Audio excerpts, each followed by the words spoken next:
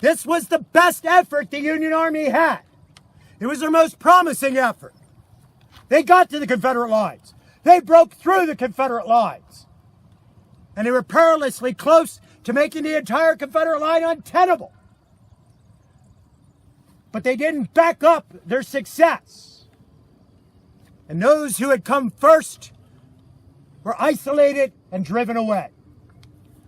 After 2:30, there's not a single thing that Ambrose Burnside can do to change the outcome of the Battle of Fredericksburg. He has lost. Correspondingly, there is not a single thing that Robert E. Lee can do to jeopardize the victory that's already been had.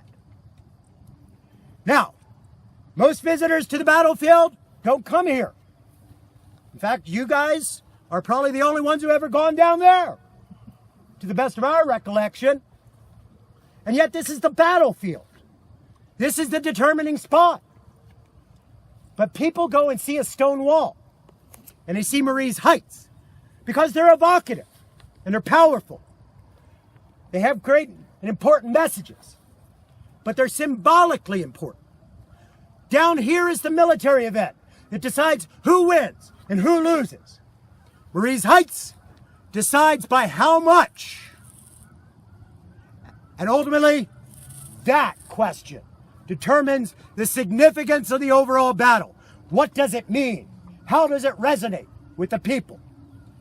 But we wouldn't be even addressing any of those thoughts at that end of the battlefield if the Union Army had succeeded here. This decides the outcome of the battle. That decides the magnitude of the battle. Make sense? Excellent. Just a closing word before we head back.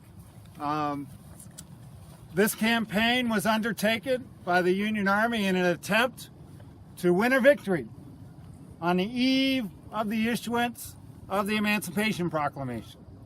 The victory was not had, but the Emancipation Proclamation went forward as a very controversial social change in America. Extremely controversial. We've seen social change in our time. You know how it works. You know what it sounds like. It was exactly the same, but more intense in 1863. But the men and women who lived on this place, we hope that, tonight will remind you as you walk these places, before they were battlefields, they were homes. They were workplaces. They were almost work camps, in this case, here. But the lives given on this spot by some helped to transform the lives of many who lived on this spot by forcing our nation into a new relationship with oppression and slavery, one that ultimately would seek to bring it to an end. So all of these things come together. And we don't have a lot of buildings or spaces that speak to the experience of those who lived on this land, especially the enslaved people. So in fact, this is one of the very few places where we can stand and say, here, right here. And it's the best place of all to understand that nexus between what happened here on December 13th, 1862, and the fate and nature of our country.